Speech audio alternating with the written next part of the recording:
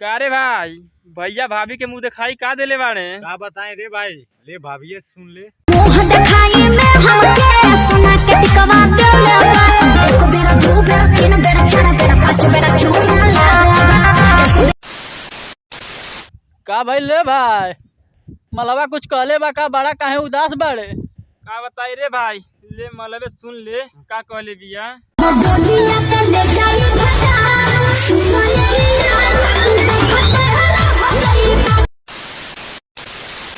का भाई ले भाई ऐसे में दुकानिया छोड़ के बड़ा काहे गायब रहता रे?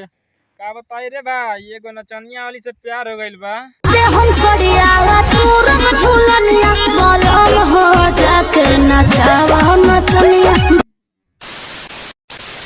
का रे भाई आजकल के पेमेंट बरसता? अरे न दुनिया पे हो तनोट बरसे न तुहरा न दुनिया